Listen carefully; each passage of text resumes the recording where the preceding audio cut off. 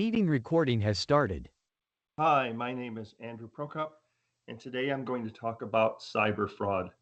I normally give this presentation in front of thousands of willing conscripts, but today it's just me and my PC, so bear with me if I'm not as enthusiastic as I might be in person. I typically start my presentations by asking people with a show of hands if they have been targeted by a scammer. And I really expect everyone to put their hands up. There is nobody today that hasn't been targeted by a scammer. If you have a cell phone, if you have a PC, if you have a tablet, if you have a regular old fashioned landline, a scammer has targeted you. It might be a fake email, it might be a fake text message, it might be somebody on the telephone convincing you that they are the IRS or the Social Security Department. They're out there, they're finding you, and sadly, they're taking a lot of money from a lot of people. So let me start with a few terms. So at the top, phishing, vishing, and smishing. So phishing are scam emails, and you'll see a number of examples of those in this presentation. Vishing are scam telephone calls. Smishing are scam text messages. Then these so-called Nigerian emails. And in my world, this is where scamming began. You got the email that said, I have a $30 million bank account. I need to move it to some kind soul because there's been a death in the family, or I'm being held captive, and you are going to help me get this money out of the country. All I need is your bank account information. Social engineering is using information that we willingly post on social media sites about ourselves. Could be our grandchildren, it could be our children, it could be what high school we've gone to, it could be a number of things that these scammers use to pull off things like identity theft or convince you that you are somebody, that they are somebody that you know and you need to help that person. Catfishing, creating fake online profiles to deceive somebody. These are very common in romance scams, and I will talk about that. And then finally, clickbait.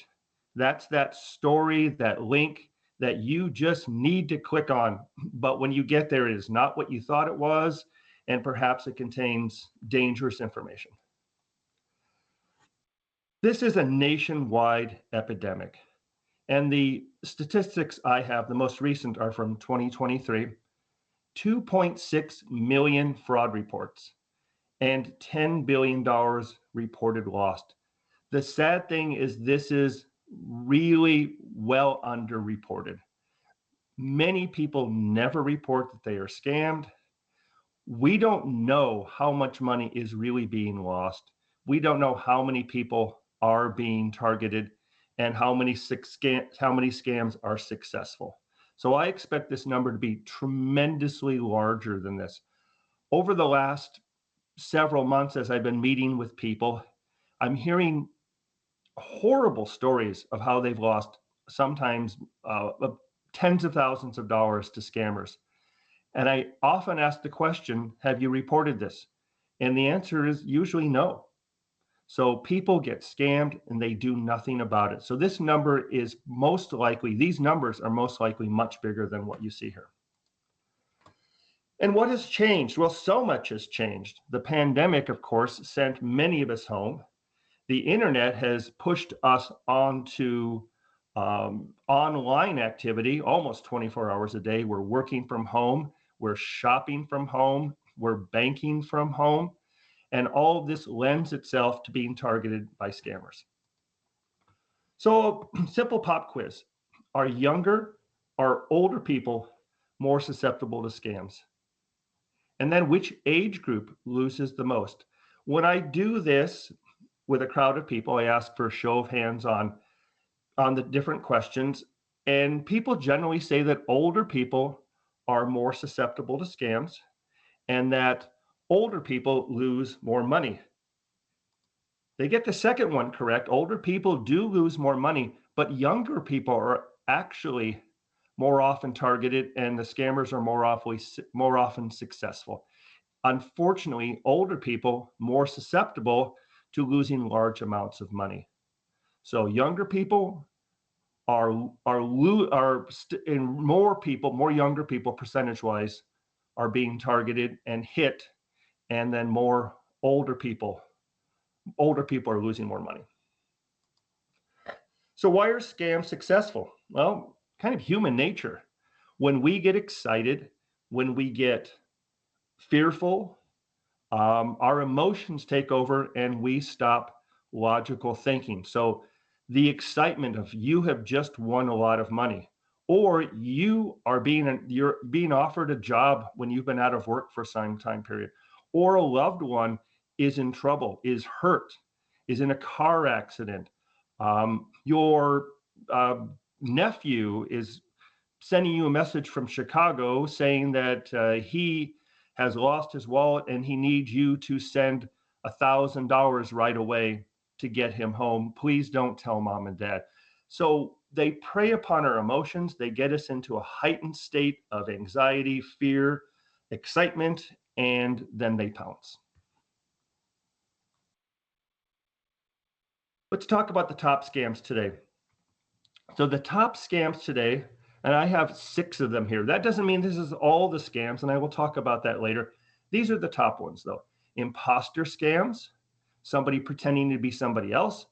Online shopping scams, you go for the deal that's just too good to pass by. Lotteries, prizes, sweepstakes, you have just won. Romance scams, you meet the love of your life. Unfortunately, that person is far, far away and needs money. Employment and business opportunities, you lose a job, you're having trouble getting a job, somebody contacts you about this wonderful job, and you fall prey to a scam. And then identity theft. So somebody steals your identity and starts doing things, let's say opening credit cards in your name. Let's start with imposter scams. So in imposter scams, we have some known entity being, somebody pretending to be that known entity. On the government side, here in the United States, we have things like the Social Security Administration, the IRS, Medicare, the Federal Trade Commission, U.S. Postal Service. I'm going to give you some examples of U.S. Postal Service scams that are going on right now. So it's a big entity. We feel that we have maybe some level of trust, or they have some level of authority, and they have some level of control over your life, and you need to pay attention. So people pretending to be the government. And of course, on the business side, you have Amazon and FedEx and UPS and Norton and Microsoft, that Amazon package that you're being told, that order that you just made for $2,000 worth of such and such, or Netflix telling you that your account has been suspended and you need to go in and do something, or Microsoft coming and saying, hey, we've detected viruses on your computer. We need to fix them for you. So these are scammers pretending to be somebody other than who they really are. So common tactics, and of course, by definition, an imposter scam is they pretend to be someone they're not. Back to my earlier statement, they use fear, excitement, intimidation to heighten your emotions. You must do this now or you will be arrested. Or you must do this now or you are going to lose lots of money. They apply pressure to act quickly. Scammers want to get in, get your money, and get out as quickly as possible, with one exception, the romance scam, and I'll talk about that in just a bit. And they often request untraceable or unrecoverable forms of payment. Cash, gift cards, and that's huge, and I have a whole section on that, cryptocurrency, and wire transfers. They want to get you to give them money in a way that you have a very difficult time ever getting that money back. So here's kind of a pseudo example of a fraudulent email. So starting at the top left, there's that sense of urgency. So right off the bat, action required. There's something to draw you in, make you feel like you need to do this right away. And you have an illegitimate or unfamiliar address. So here it is coming from your bank, but you look a little more carefully, and the first part kind of looks like your bank, and the domain is Gmail. And it's like, really? Gmail is sending me this? A lot of people don't pay attention. They miss that. A generic greeting or salutation. Dear valued customer. Don't even know who you are. This is just a blanket email that's going out. Spelling and grammar mistakes. Very, very common. Now, this is an interesting one. Sometimes it's because they're coming from people who aren't proficient in English. Sometimes they're put in on purpose in order to weed out people they think are not as easily fooled. They don't want to waste their time with them, but they want to target the people who don't pay attention to those things, and they're easier to scam. So sometimes they're actually put on purpose so they can say, I'm not going to deal with these other people. I'm only going to deal with these people. A suspicious link. If you hover over the link, which actually I don't recommend because sometimes it's too easy to click when you're hovering over. But if you do hover your mouse over one of these links, you'll often find that what it says on the page has nothing to do where it will actually send you. And then, of course, there is the unexpected attachment, a PDF, an EXE file. I'm going to show you some real life examples in just a moment. And you get this file there you're supposed to click on, which is really something to load malware or a virus onto your PC. And here are a couple real life ones. I went into my email box over the last few weeks, and every time I get one of these things that looks interesting, I do a screenshot. So here's one from Netflix. Your account has expired. Again, here's that fear. Notice the 2 exclamation points and the all caps, account has expired. So they're trying to get you, into that ether of excitement. And in this case, it's a kind of a fearful excitement. And there's that click down below to renew the subscription now. And notice down below, the offer expires in this period of time. They want to get you to act fast. So if you were to click renew subscription now, chances are it will take you to a site that looks a whole lot like Netflix, and they'll ask you to enter your credit card information. You think you're entering into Netflix, and you're entering into a scammer site who's then going to do lots of things on your credit card very fast, or a bank account to drain it quickly. On the right side, I have something very similar from Amazon. So you need to go and, there's something wrong with your payment. You need to update it now. Same sort of thing. You click on that update now, and it takes you to some phony site that steals your information. A couple more. I see this one on a fairly regular basis. My Apple ID has a problem, and I need to go and quickly fix this. Notice it says, if you do not verify your account within 48 hours, your account will be terminated. So you need to do this fast. There's that fear, and there's that timeline. Click on Go to Apple ID, and you start to give away information about yourself. You enter your user ID and your current Apple ID. Well, now they've got it. And you think you're giving it to Apple, and you aren't. You're giving it to a scammer. And the next one over, I've seen this one fairly often, is out of the blue, somebody that I don't know, but maybe I think I know this person wants me to work on this document, and it wants me to click on it and do something that's really scamming me at that point. So very common real life examples. Let's talk a bit about fraudulent text messages. I see this one all the time. You have a USPS parcel being cleared, and due to the detection of an invalid zip code address, it cannot be cleared up. You need to click on this thing and fix the problem. Of course, what you click on, who knows where that's taking you and what it's trying to get you to do. Generally, they're trying to get some bank account information. And, they prey on the fact that we're all expecting a package these days. Every one of us seems to always have some outstanding order, and maybe we thought it was supposed to be here today and it's not here today. And so I get one of these things and I think, well, that's probably that whatever I ordered. Well, let me get this fixed. But I want you to notice something about this text message. If you know anything about telephony, you know about E164 numbering, that's the way we number our telephone numbers. You see at this top, the phone number, plus 63. Well, plus 63 happens to be the Philippines. And so I have this US Post Office message coming from the Philippines. Plus one would be the US. Doesn't make it legitimate even with the plus one, but it makes it even more illegitimate with the plus 63. So I see this one common. I also see plus 44, the UK. There are a number of other country codes that come along. But notice that, again, this still, even if this was plus one, please do not click on this link. But the plus 63 to me is a dead giveaway. And these people are, you could block this text message, and I do. They'll keep coming because the numbers constantly change. It's just sort of the way of life right now.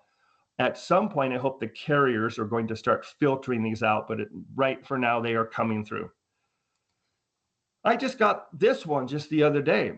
I live in Minnesota, and there's the Easy Pass toll road system, and I get out of the blue, I owe $11.50, and I can go and click on easypass.mn.com, which will take me somewhere completely different.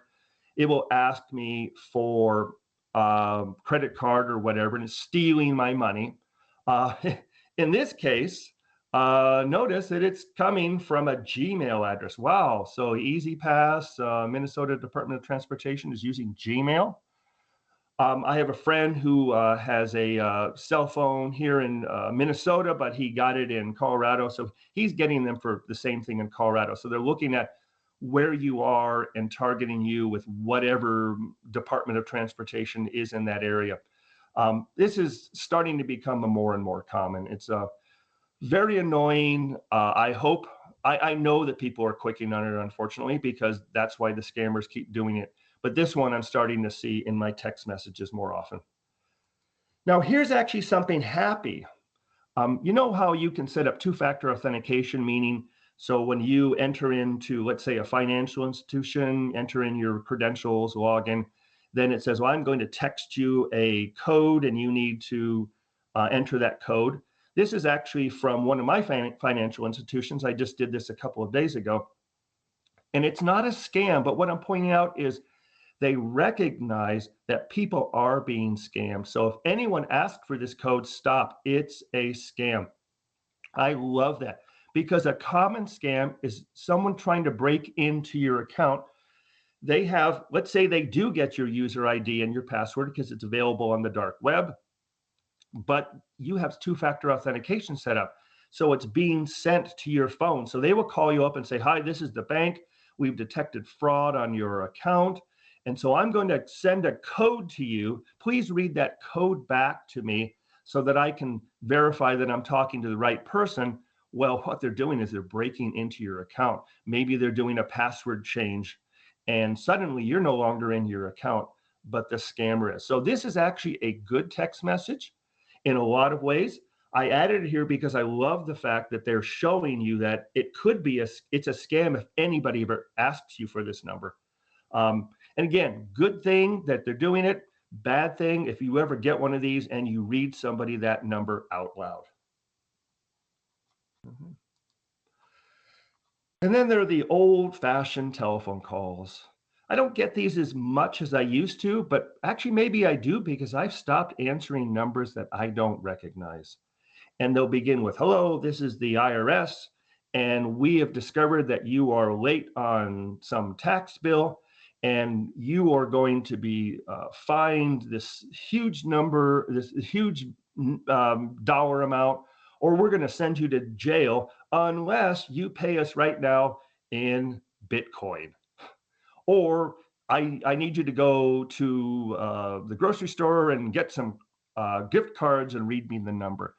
So I'm probably getting these. I'm not noticing them because I don't answer the telephone anymore, which is a sad thing. I will not answer the phone unless I really know who that person is.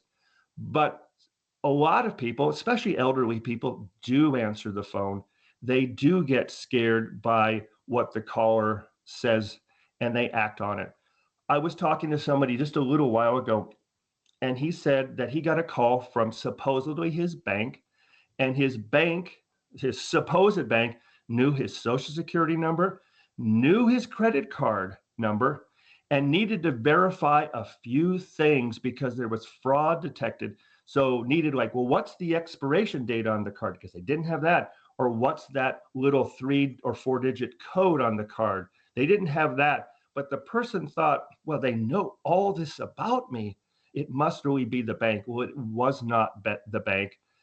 He unfortunately gave the information, but then the fear sort of waned, maybe perhaps a little bit. And then he realized this is not right. And he quickly canceled that card. Very smart move on his part. He's now more wary about this, of course, but they know so much information and they can steal so much information from us because they sound so legitimate. And this can happen to anybody. It happens to older people. It happens to younger people. We get into that level of fear and we do things that we later regret. So imposter scams, what to know? The government does not contact you out of the blue about a problem. If there's a problem from the IRS, they're not going to call you. They're not going to text you. They're going to send a letter and they're going to tell you how to remediate the problem. So you ever get a phone call, right away from the IRS, it is not real, period. It is not real. If you're concerned, well, contact that entity at a trusted phone number. You get a call from your bank, you answer it and said, this is the bank fraud department and there's been fraud on your card or your account. Say, just hang up and call the bank. Call the bank from a number you know. Call your credit card company from the number on the back of your card. Don't believe that they are the bank, they are the credit card company, even if it looks like they are because of the phone number, because phone numbers can be spoofed. You call a known number, contact a known source, and absolutely make no payments or share sensitive information. I really think you shouldn't say much of anything because now, sadly, with artificial intelligence, they're gathering voice prints. So if you get as far as to answering the phone call, just hang up. And I'll talk a little bit about that in a little bit about ways to do things like that. Let's talk about romance scams. And these are becoming more and more common, and more people are being hit by them, especially vulnerable people, somebody that's lost a spouse, somebody that's lost a relationship, somebody that's on a dating site. I don't know the statistic, but a lot of the dating site profiles are phony. The latest numbers I could find was there was a 600% rise in reported losses from 2017 to 2021. And once again, remember, those reported losses are probably significantly lower than what's actually happening. 1.3 billion reported losses in 2022. 28% of the targets used gift cards to pay scammers, and people 70 plus reported highest individual meeting losses at $9,000. I expect that they're watching the obituaries. They're looking for people that might be in a vulnerable situation. They'll be on dating sites. They'll be on Facebook. They'll be on some of the online games. They will find you, woo you, and steal from you.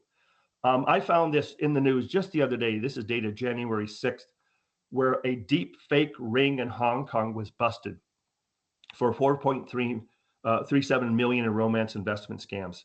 That's another thing. They want you sometimes that you go along and they say, hey, I just discovered this really great investment. And, you're my friend. I'm going to tell you about it. You can make a lot of money. So they get you to trust them, and then they fool you into some fake investment scheme and steal your money. So this was just in the news just the other day. So some of the warning scams, these people are always far away.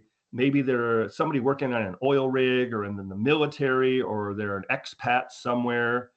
Their profile seems too good to be true. They're beautiful, wonderful, active, incredible people. The relationship moves way too fast. You meet them and then they're starting to say, I have feelings for you, and on and on and on. They break promises to see you. And then eventually they ask for money. And maybe they don't even ask for it specifically. It might be, oh my God, my truck broke and I need $1,500. I don't know where I'm going to get that.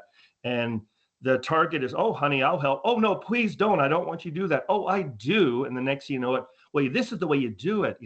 If you could put that 1500 in cryptocurrency for me, I can get it really fast because I can get that on the oil rig that I'm on. I can get the crypto faster than I can get money. And then eventually they disappear from your life. Identity theft and identity fraud. So fraud is stolen identity, or I should say fraud, stolen identity has been used, and theft identity has been compromised. A number of things you can protect against this, and I'll talk about some of these in more detail later. Freeze your credit, and I'll tell you specifically how to do that. Use unique and strong passwords. Set up online account access. And you might think, well, doesn't that make me more vulnerable to have more online presence? Well, if you have a bank, you have an investment firm, and they have the ability to set up an online account, which they all do, you need to do that rather than let a scammer do it for you and create an online account in your name. And they probably will get enough information. Those questions they asked, which of these is true? You owned a car in 19 whatever, which was a Chevy Vega, blah, blah, blah. Well, they get that from social engineering, stealing that information from you. Keep your systems updated. You get that security patch, apply it. Protect your personal data. Shred personal data and don't give it away willingly. Don't tell people, what high school you went to, because those can be those little secret questions that get asked and break themselves, they break in to steal your identity.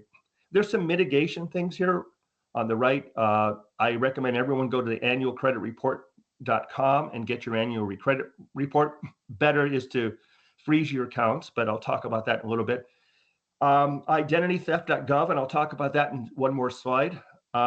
And at the bottom, there's an identity theft case every 22 seconds. Identitytheft.com, you can go there today, even if you haven't been stolen, because there's really good information. There's training information and all that. If you feel that your identity has been stolen, then you can click the Get Started, and it helps you try and figure out what to do next. So good site to know, identitytheft.com. Next, sweepstakes and lottery scams. They're all over the place. You have just won $300 million from a lottery you've never heard of. So I get these on a very regular basis. They look a lot like this. Dear email user, I love that one. We've randomly selected your email for this lottery out of London or Paris or the Dominican Republic, and we want to give you a lot of money. Unfortunately, you might have to pay us a little money to get that money. Talk about that in just a moment. I pulled these two from my email in just the last few days. I won from Walmart. What was this? Adele. And then this funny looking cooker thing from Kohl's. And I click confirm your gift. And of course, they're going to steal information. There might be a charge for taxes you have to pay, or a shipping fee, or any number of different things. And they'll probably take a whole lot more money than they are telling you they're going to take. So these are very, very common. Again, I just pulled these two in the last few days. So what can indicate a sweepstakes scam? Well, a request to pay a fee or taxes or custom duties before collecting a prize. Winning a sweepstakes you've never heard of.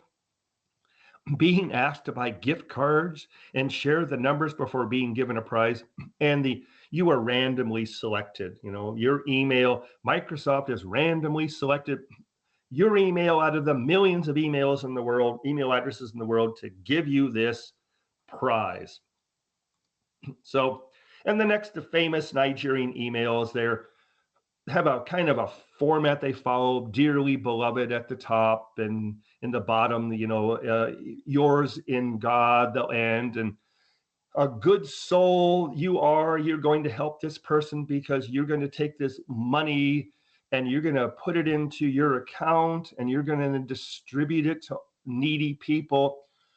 They don't happen as much as they used to. I think these have kind of sort of run their course, but they're still out there. Anyway, so this is sort of kind of where it began. And then online shopping scams, fake websites, or real websites like eBay offering merchandise that either doesn't exist or is of inferior quality. One of my sons recently bought something on eBay. It was a memory card, and when he got it, it was a clear fake forgery from what it should have been. It kind of sort of worked. Thankfully, eBay has a good a policy where you can just tell them this is no good. But some people don't, or you go to a website that looks like it's really a good place and you're ordering from LL Bean things that are 10% of the cost. So it's a deal that sounds too good to be true, deep discounts on brand names. And you go to a website that looks very legitimate, but it's very not legitimate. So pretty common one. And I would imagine substantial amounts of money are lost here.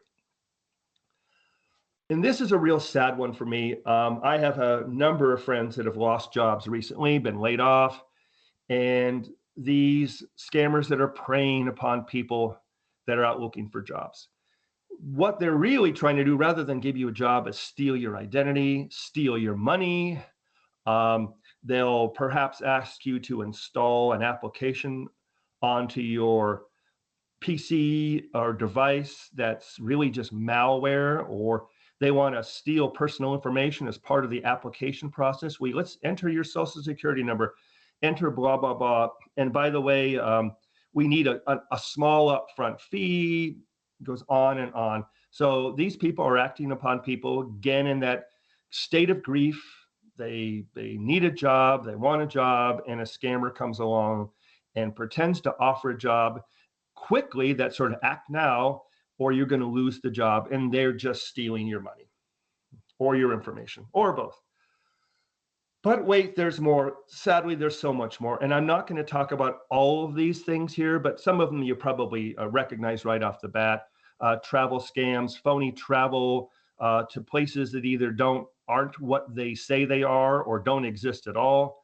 Phony charities, device takeover, grabbing your device, and you have to pay so much money in Bitcoin to, as ransom to get your device back. Dumpster diving to get your personal information, contractor fraud, deed forgery. There was a program on public radio just the other day about somebody who bought a piece of land for like $1 million, and they're starting to build on it. And then they get somebody that shows up and says, "What are you doing? I own this land." And it's like, "Well, I know I bought this 6 months ago." And that person who pretended to own the land did not own the land. It actually went all the way through the whole selling process, and that person did not own it at all. Investment fraud, natural disaster scams, as like currently right now, the fires in California and these phony charities popping up to help the people in California, and they're just there to take your money. Tampered gift cards where they replace the little UPC strip on the back, or tampered QR codes. You go to the national park and it says, scan this QR code for more information, and it's a fraudulent site. And then those online quizzes where you enter all this information to discover what kind of animal you are, and it's asking all kinds of questions that they will use to break into your account. So much more. Sadly, so much more, and they grow daily. Then there's the rise of AI. I just pulled this thing off of the news just the other day, how the Prime Minister of Thailand receives a scam call using the voice of another world leader and then tried to get money.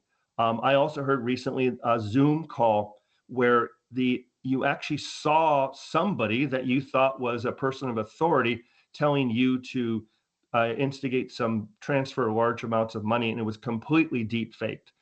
So AI is going to make this even harder. It's going to be harder and harder to tell, is this real or is this not real? So how do scammers get paid? As of 2022, the most current numbers I could get, looked at some of the number of reports against the different things and then how the money was lost. Cryptocurrency is really big up there. Bank transfers, again, hard to trace those. Wire transfers, hard to get them back. Cash, gift cards. So even though a lot of credit card fraud, the money lost is less because credit cards have an ability to dispute a claim. Things like cryptocurrency do not, cash obviously do not, gift cards are hard to get money back once you've given somebody the number. Wire transfers are hard. There's a lot of money being moved in these ways that are very unrecoverable. So why gift cards? Well, as I've said, they're virtually untraceable. They're readily converted to cash or cryptocurrency, and you're able to move large amounts of money in small parcels, really just a number. I had a friend some time ago was going to buy a trailer, and he contacted the person who was selling the trailer. He says, somebody's going to come by in the next couple hours to drive it away and give me money. But tell you what, if you can go and get me some gift cards and give me the numbers, I'm going to sell it to you over the phone, and then you just come and pick it up. Well, he wasn't thinking. He wanted this trailer. It looked real. He did that. He shows up and there's nobody there. There's no trailer. And there are a number of other examples where people want gift cards. They want the numbers off the back of the card. In my church, the minister came up to me and asked me to talk to the congregation. I gave a cyber presentation just recently. He said the congregants are getting emails and text messages supposedly from him saying, would you go to get some gift cards for me and give me the numbers, because I need to give, we have a fellow parishioner who is in the hospital and I want to give them something, and I'll get it back to you as soon as I see you next. Please don't tell anybody about this. It's kind of confidential because I don't want people knowing about this. Well, it's not your minister. Those gift cards numbers are just gone. The money is gone. And of course you're never reimbursed. So gift cards, huge, huge problem. So anytime somebody's directing you to pay with a debt or pay anything with a gift card, it is a scam. Just know that 100% it is a scam. If you fall for the scam, have the card and the receipt, contact the issuing company right away. And the issuing company is on the back of the card.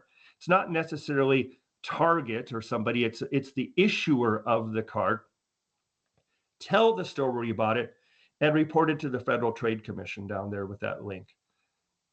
This is kind of a Hail Mary.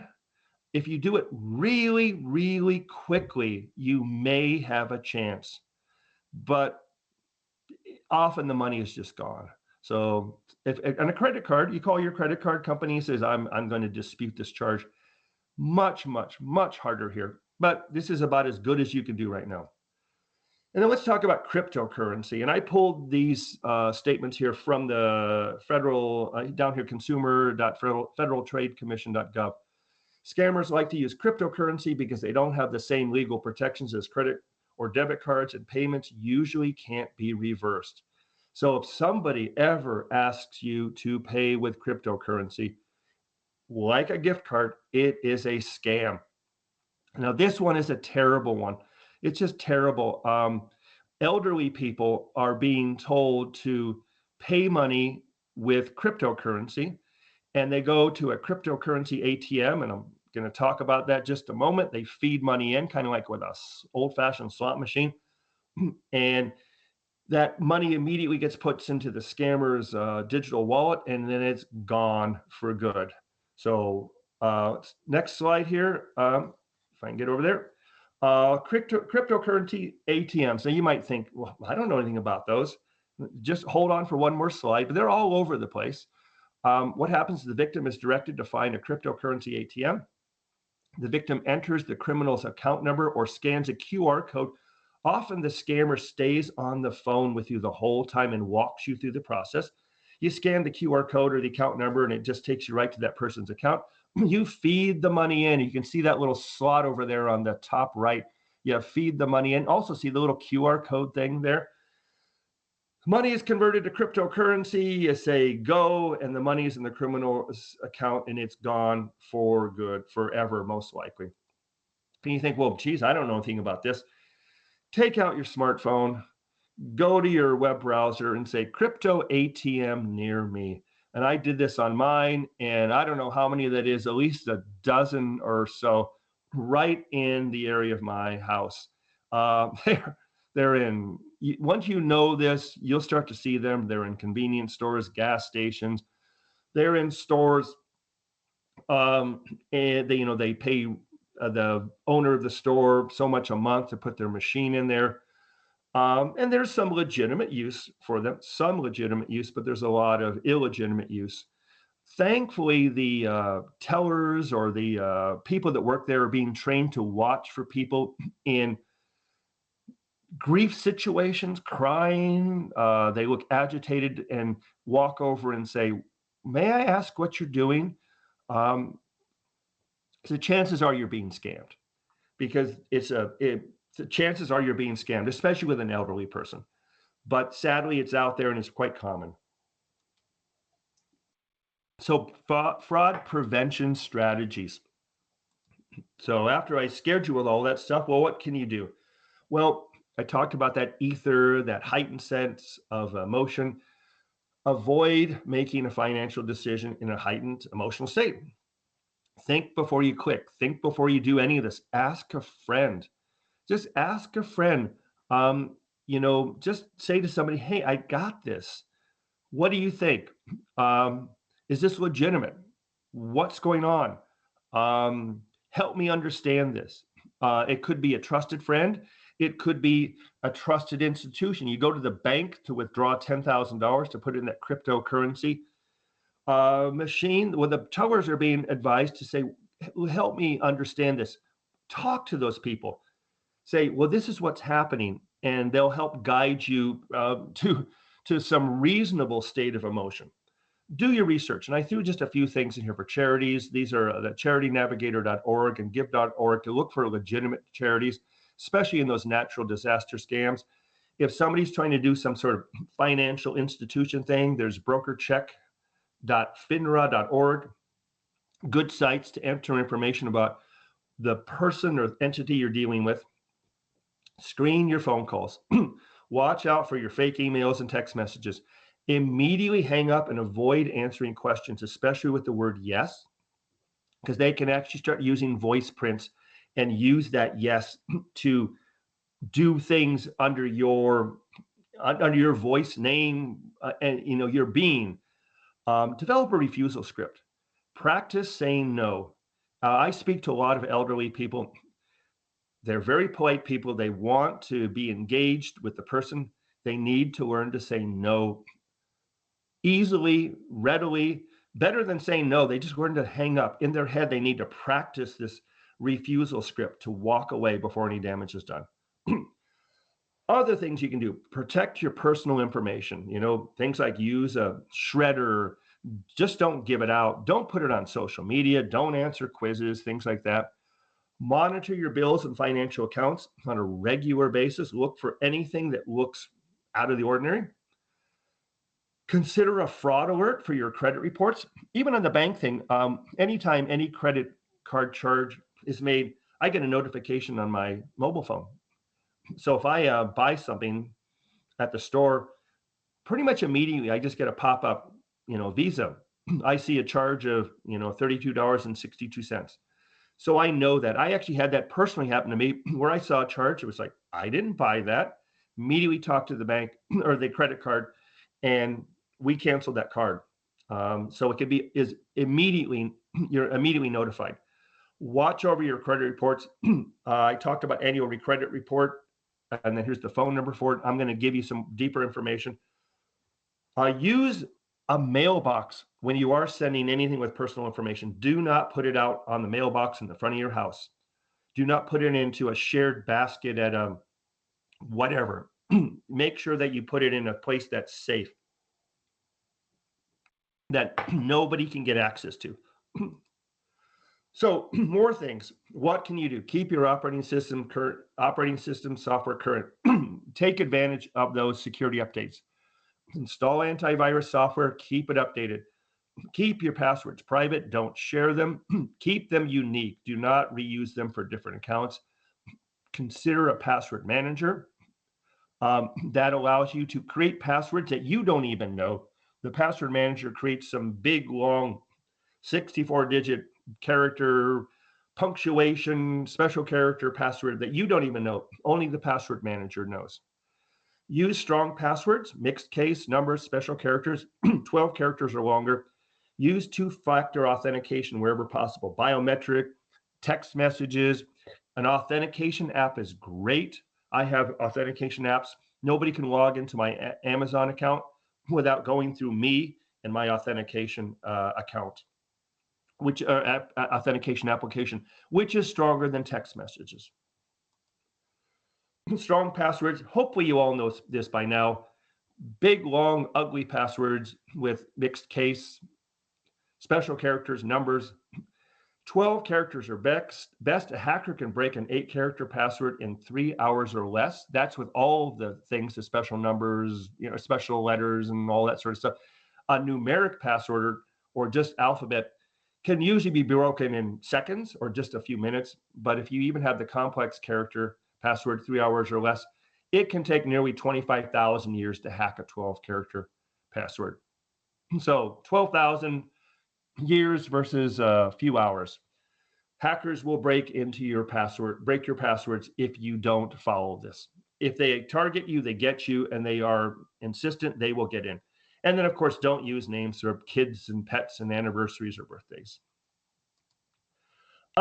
Lock your credit files. The link at the top is an article from the U.S. government talking about credit freeze.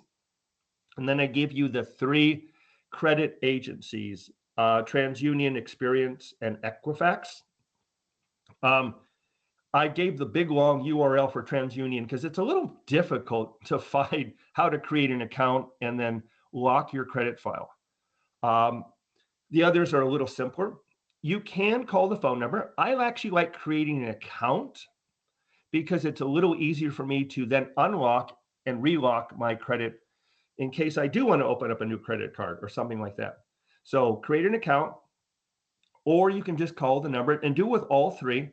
I have been told, but I haven't done this, that if you call one of the numbers, they will lock it for all 3. Don't know if that's true or not. I've been told that. I did it for all 3 for me. Public Wi-Fi networks. Oh, there's a host of issues with public Wi-Fi networks. And I gave you all sorts of stuff to help. And it's probably more complicated than most people want to do. Use a virtual private network, turn off file sharing, turn off connect automatically.